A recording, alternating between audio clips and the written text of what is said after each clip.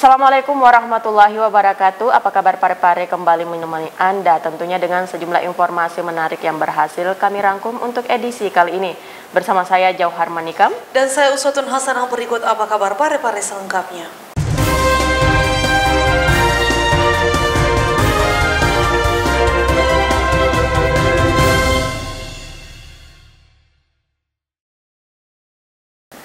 Pemirsa, informasi pertama terkait diduga akibat korsleting listrik, rumah dinas Kapolres Parepare Sulawesi Selatan terbakar.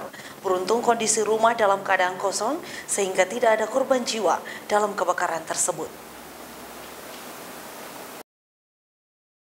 Rumah dinas Kapolres Parepare pada Selasa pagi terbakar.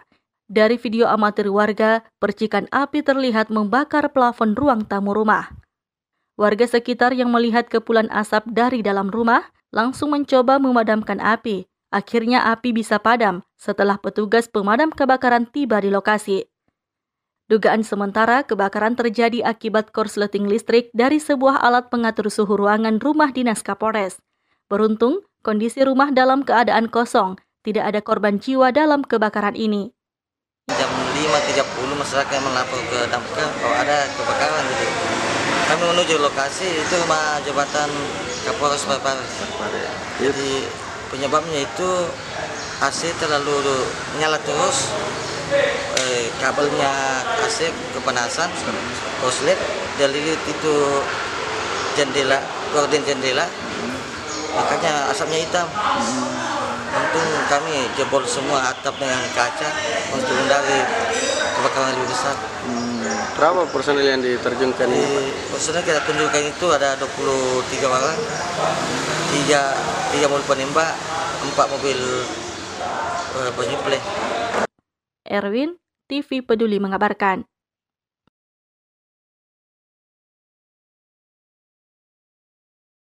Pemirsa, guna memaksimalkan program bulan imunisasi anak sekolah di masa pandemi, utamanya setelah kebijakan pembelajaran tatap muka dilakukan, pemerintah Provinsi Sulawesi Selatan bersama UNICEF Indonesia dan Yayasan Gaya Celebes menggelar advokasi dengan sejumlah tokoh agama dan tokoh masyarakat.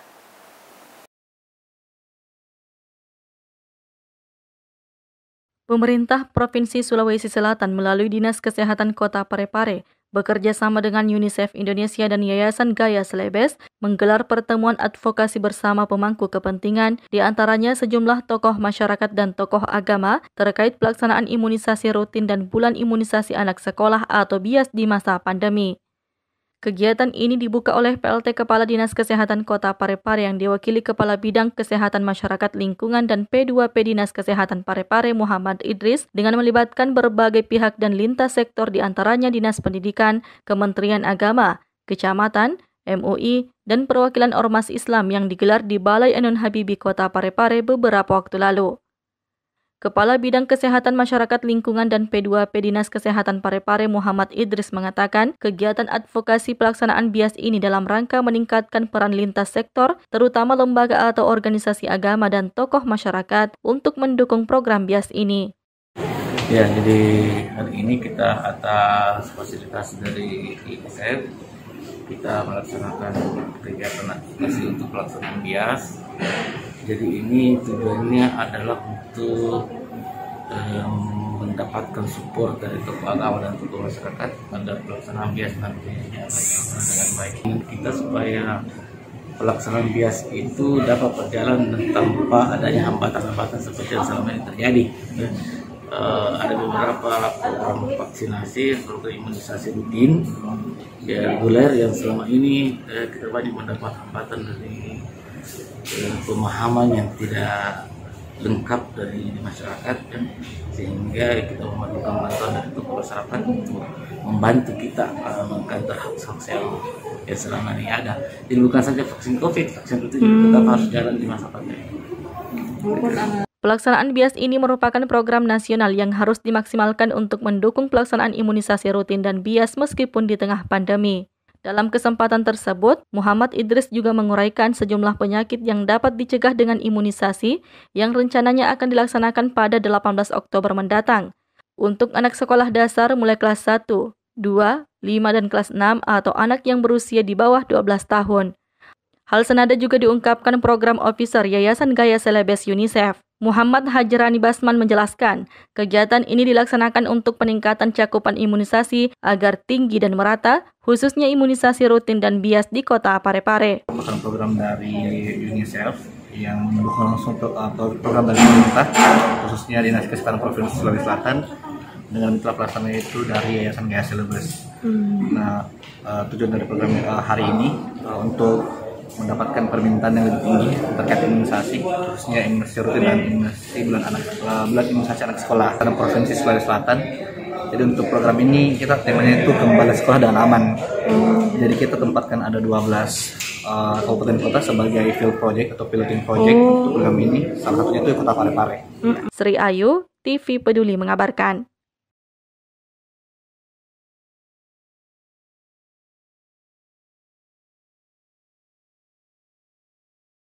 Pemirsa, seekor ular tambang masuk di rumah warga di kawasan perumahan BTN Pepabri, Kota Parepare. Ular sempat bersembunyi di rak sepatu sebelum akhirnya dievakuasi oleh tim damkar dan penyelamatan. Petugas pemadam kebakaran dan penyelamatan Kota Parepare, Sulawesi Selatan langsung melakukan pencarian terhadap keberadaan ular yang masuk di rumah salah satu warga di BTN Pepabri, Kecamatan Ujung, Kota Parepare pada Senin 11 Oktober 2021 siang. Ular berhasil ditemukan bersembunyi di salah satu sepatu di bagian dalam rumah. Petugas pun langsung menangkap reptil yang diketahui merupakan ular tambang ini dengan stik penjepit khusus reptil. Laporan tadi di kantor ada katanya ada ular di tanah di Pepabri ini. Salah satu rumah warga ya? Iya. Itu ular apa Pak yang ditangkap? Semacam ular daun-daun ini Pak. Yang itu berbahaya nggak sih Pak? Kalau perkiraan ini ya berbahaya juga. Berbahaya juga Pak ya. Tadi ditemukan di mana Pak? Di rumah. Bersembunyi di mana tadi? Di sepatu. Oh, di sepatunya warga ya. Keberadaan ular awalnya dilihat oleh anak pemilik rumah yang baru pulang bersama ibunya dari sekolah. Karena panik, pemilik rumah pun takut masuk ke dalam rumah dan langsung menghubungi petugas damkar dan penyelamatan. Dijemput anak dari sekolah, terus dia lihat ada ular masuk. Saya bilang, salah lihat kok kapan? Nggak bilang ada warna hijau. Makanya saya bilang, aduh bagaimana dik? Pas saya mau salat, saya telepon dulu kebetulan tahan toh teman. Nah, telepon dulu orang pemadam kebakaran. Ternyata lagi sholat. Pas tidak lama kemudian dia bel kembali. Saya minta tolong dulu kasihan ada ular di rumah. Soalnya anak-anak semua takut toh. Alhamdulillah cepat ditanggapi. Ular tambang atau ular tali merupakan spesies ular pohon yang tidak berbisa. Makanan utama ular ini adalah kadal dan katak. Untuk menjaga keseimbangan ekosistem, ular kemudian dilepas liarkan di hutan. Erwin, TV Peduli mengabarkan.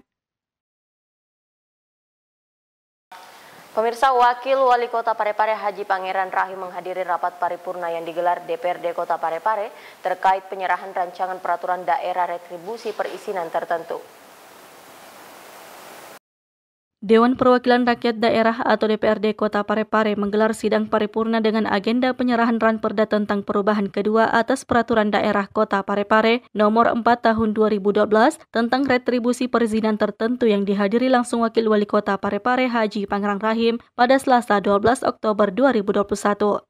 Rapat paripurna yang digelar di ruang paripurna lantai 3 gedung DPRD Kota Parepare tersebut dipimpin Ketua DPRD Kota Parepare Haja Andi Nurhatina Tipu Esos, didampingi Wakil Ketua 1 DPRD Kota Parepare Haji Tasming Hamid SEMH. Berdasarkan Peraturan Dewan Perwakilan Rakyat Daerah Kota Parepare Nomor 1 Tahun 2019 Pasal 120 Ayat 1 huruf C, jumlah anggota DPRD yang hadir dan telah menandatangani daftar hadir sudah quorum sebanyak 17 orang, maka rapat paripurna dapat dibuka. Dengan mengucapkan Bismillahirrahmanirrahim, rapat paripurna DPRD Kota Parepare rapat ke-69 masa persidangan ke-1 tahun sidang ketiga tahun 2021 saya buka secara resmi dan terbuka untuk umum. Selain dihadiri Wakil Wali Kota Parepare, rapat paripurna ini juga turut dihadiri staf ahli, asisten, para pimpinan organisasi perangkat daerah Kota Parepare, serta para camat dan lurah yang hadir melalui virtual. Sahril Santi, TV Peduli mengabarkan. Pemirsa, Ketua Komisi 2 DPRD Kota Parepare Kamaluddin Kadir mengharapkan pelaksanaan pembelajaran tatap muka ini dimodifikasi agar terlihat santai dan tidak membebani psikolog anak saat menjalankan pembelajaran tatap muka. Ketua Komisi 2 DPRD Kota Parepare Kamaluddin Kadir mengingatkan sekolah agar tak membebani psikologis anak saat menjalankan pembelajaran tatap muka atau PTM. Ia mengharapkan PTM dilaksanakan dan dimodifikasi agar terlihat santai, tidak terlalu kaku dan tidak menimbulkan kepanikan kepada orang tua terutama kepada pelajar. Selain memotivasi tentang kesehatan dan memastikan anak menjalani prokes ketat, ia juga menghimbau guru untuk membangun karakter dan kesenangan anak akan sekolah. Hal itu demi membangun mental anak agar siap bersekolah kembali. Kita harapkan pelaksanaan PTM ini yang santai-santai saja, tidak menimbulkan kepanikan ke orang tua atau ke anak-anak, karena terutama anak SD. Anak SD itu karena kepanikan banyaknya orang kemudian terbatas, sehingga nanti penerimaan belajar di sekolah agak-agak terganggu secara psikis. Jadi kita harapkan ya pelaksanaan ini bisa dimodifikasi supaya santai pelaksanaannya, sehingga anak-anak yang kecil, yang anak terutama anak SD itu bisa menerima pembelajaran dengan baik. Terpenting SOP pelaksanaan PTM yang ada di sekolah itu sudah berjalan sesuai dengan aturan yang berlaku sebagaimana SOP yang kita harapkan ke Dinas Pendidikan dan petunjuk teknis, ya, supaya nanti pelaksanaannya untuk PTM ini betul-betul, karena harapan kita selain 6 sekolah ini minggu ke depan setelah melalui evaluasi kita harapkan semua sekolah sudah bisa terbuka lagi, karena kalau 6 SD kan masih banyak anak-anak kita yang belum bisa bersekolah karena kesiapan sekolah yang kita dapati masih ada beberapa syarat yang belum bisa dipenuhi. Tapi mudah-mudahan evaluasi selama 1 minggu ke depan ini 6 sekolah ini bisa kita simpulkan dan bisa kita harapkan supaya menjadi contoh dan menjadi role ke sekolah-sekolah lain, sehingga mudah-mudahan tidak ada terjadi masalah kasustik masalah COVID di sekolah, sehingga 1 minggu ke depan ini sekolah ini yang lain bisa dibuka lagi. Sementara itu, salah seorang siswi SMP Negeri 2 Parepare, Elizabeth Dewinta Brik, mengaku canggung dalam pelaksanaan PTM. Menurutnya, berinteraksi dengan banyak teman merupakan harapan terbesarnya. Namun karena pembatasan, ia tak merasa bebas berkeliling sekolah dan tak mendapat banyak waktu bersosialisasi dengan teman dan gurunya. Meski begitu, hal lain yang disyukurinya yakni materi pembelajaran yang lebih dipahami dalam PTM daripada saat daring.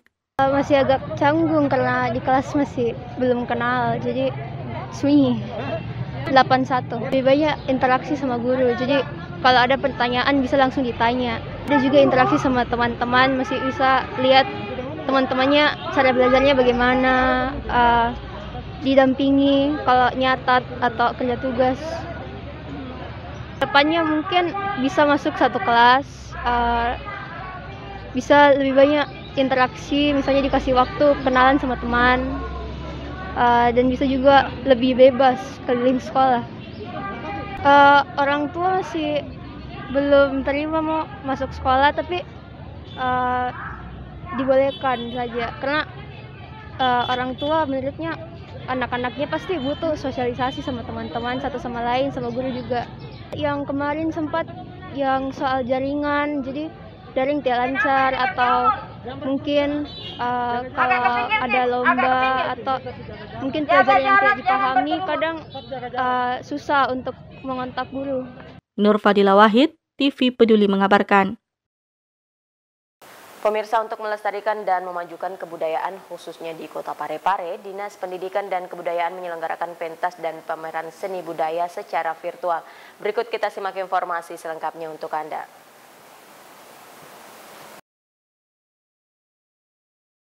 Pemerintah kota melalui bidang kebudayaan Dinas Pendidikan dan Kebudayaan Kota Parepare menyelenggarakan pentas dan pameran seni budaya secara virtual yang dipusatkan di Gedung Sekolah Tionghoa Kuomintang beberapa waktu lalu.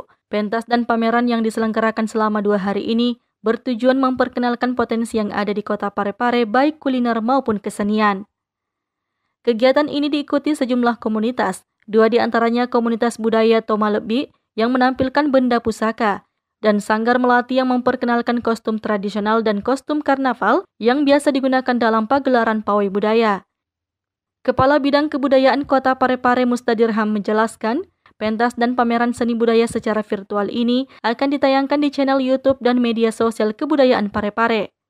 Mustadirham menambahkan, melalui kegiatan ini Bidang Kebudayaan Disdikbud Kota Parepare mengajak para pelaku seni dan budaya untuk terus berkarya dan berkreativitas meskipun di masa pandemi. Kali ini kami mencoba untuk memfasilitasi para pegiat-pegiat dan pelaku-pelaku seni yang ada di Kota Parepare ini yang seringkali mengalami keluhan-keluhan bahwa mereka tidak memiliki ruang dan tidak memiliki kesempatan untuk memperkenalkan hasil karya-karya mereka, sehingga kami mencoba untuk merespon dan memberikan tempat dan ruang untuk mereka bisa melakukan kegiatan dalam rangka untuk memperkenalkan hasil karyanya. Dan hari ini kebetulan kita lakukan di tanggal 8 sampai tanggal 9 di 2 hari ini, itu akan menampilkan 12 hasil karya seni yang ada di Kota Parepare ini yang dikemas dalam bentuk pentas dan pameran seni. Khusus untuk pameran, itu kebetulan ada 3 komunitas yang menampilkan karyanya. Yang pertama dari komunitas budaya Tumaribu yang menampilkan benda-benda pusaka. Jadi koleksi-koleksi mereka itu ditampilkan di pameran ini. Mustadirham berharap melalui pentas dan pameran seni budaya secara virtual ini dapat menarik minat wisatawan serta mendapatkan perhatian dari pemerintah provinsi, bahkan pemerintah pusat dalam hal pelestarian dan memajukan kebudayaan Nusantara khususnya Kota Parepare. Sri Ayu, TV Peduli mengabarkan.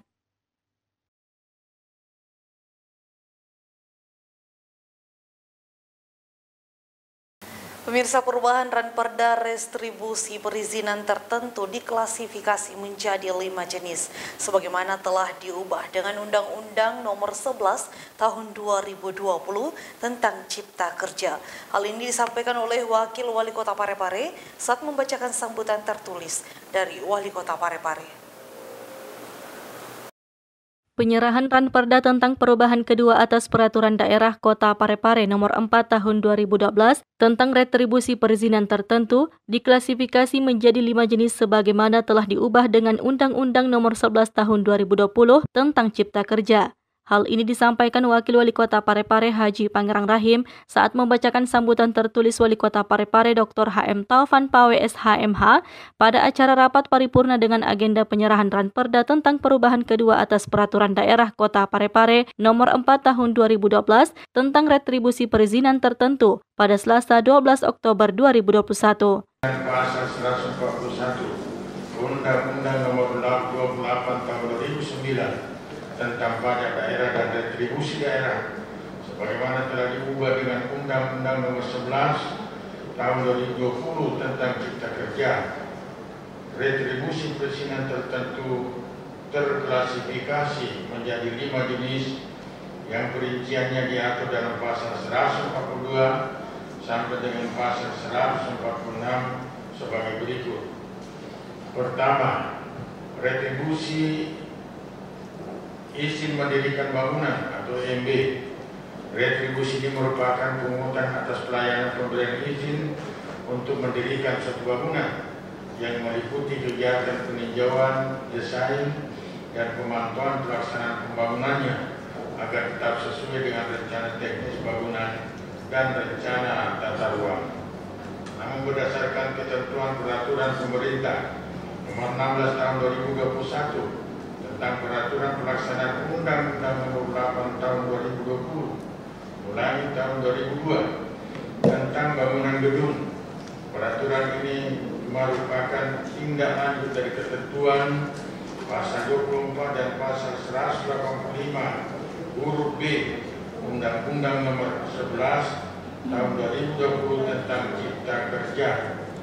Di bagian lain, Wakil Wali Kota Parepare Haji Pangerang Rahim mengungkapkan bahwa apa yang telah disampaikan tersebut sebagai gambaran umum atas Ranperda tentang perubahan kedua atas Peraturan Daerah Kota Parepare Nomor 4 Tahun 2012 tentang retribusi perizinan tertentu dengan harapan dapat ditetapkan sebagai jadwal dari Badan Musyawarah DPRD. Hadirin yang berbahagia, beberapa yang saya sampaikan tadi masih merupakan gambaran umum atas rancangan peraturan daerah tentang perubahan kedua atas Peraturan Daerah Kota Parepare nomor 4 tahun 2012 tentang retribusi perizinan tertentu. Kemudian terkait dengan hal-hal yang bersifat teknis, tentunya akan dikomunikasikan lebih lanjut. Oleh karena itu, sebelum mengakhiri sambutan saya, melalui kesempatan ini saya mengajak kepada kita semua, mari kita melakukan pembahasan rancangan peraturan daerah dimaksud ini berdasarkan mekanisme yang ada, dan harapan kami mudah-mudahan pembahasan ini dapat kita tuntaskan sesuai dengan jadwal yang telah ditetapkan oleh Badan Musyawarah DPRD. Saya percaya bahwa pembahasan rancangan peraturan daerah dimaksud ini akan berjalan lancar jika semua pihak senantiasa menjaga kedisiplinan dan tanggung jawab bersama. Demikian penjelasan saya pada kesempatan ini, dan pada akhirnya saya menyampaikan penghargaan dan ucapan terima kasih kepada Bapak, Ibu, pimpinan, dan segenap anggota Dewan yang terhormat, serta para undangan dan hadirin atas dukungan dan kerjasamanya, sehingga rapat paripurna DPR ini dapat terlaksana dan berjalan sebagaimana yang kita harapkan. Sahril Sandi, TV Peduli mengabarkan.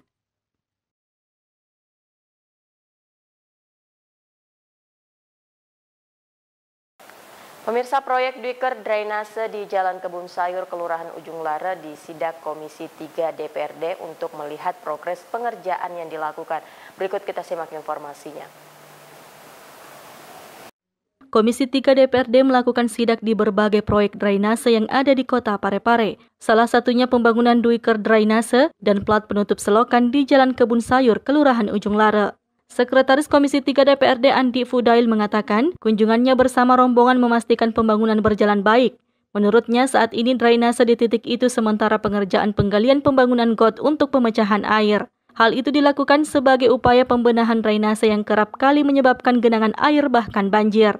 Ia juga memastikan agar pembangunan tahun ini dapat segera diselesaikan sesuai dengan perencanaan awal. Dan mengusulkan agar supaya dilakukan penggalian got itu, pembuatan got itu, karena kami sudah beberapa kali turun ke lapangan dalam kondisi hujan, apakah itu hujan deras atau hujan sedang, maka kelihatan air dari atas itu meluber sampai ke jalan. Jadi got yang ada itu tidak tertampung sehingga air itu meluber ke jalanan sampai ke jalan oleh-oleh. Nah, makanya kami berkesimpulan bahwa kita harus potong arus air ini dengan membuat deker dan selanjutnya saluran air menuju ke got besar. Sudah turunkan tim dalam hal ini dari Dinas PU dan masyarakat setempat, bahkan RT RW terlibat, lurah dan camatnya, dan menyampaikan segala sesuatu hal menyangkut hal tersebut. Dan kesimpulan yang bisa kami ambil pada pertemuan itu adalah memang harus kita buatkan arus air untuk pemecah arus air yang kencang dari atas gunung. Sedangkan warga yang juga Ketua RW 4 Ujung Lara Aswin berharap agar permasalahan banjir di wilayahnya dapat terselesaikan dengan adanya pembangunan drainase pemecah air itu. Air dari luar, dari atas, semua ke got. Cuma satu arahnya ke depan, tapi buntu juga di sana, jadi dipecah supaya air tidak keluar, belok ke sini ke got besar. Permasalahannya karena banjir. Diketahui masa pengerjaan pembangunan proyek itu berlangsung selama 70 hari dan selesai pada awal Desember 2021. Nur Fadila Wahid, TV Peduli mengabarkan.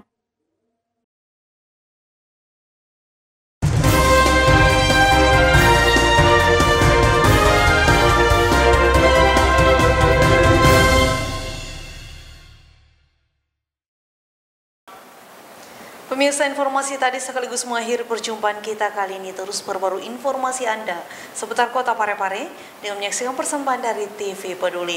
Dan ingat untuk selalu menerapkan protokol kesehatan dengan rajin mencuci tangan, menjaga jarak dan memakai masker saat beraktivitas. Saya Uswatun Hasanah. Saya Johar Manika mewakili segenap kru yang bertugas mengucapkan terima kasih atas kebersamaan Anda dan sampai jumpa.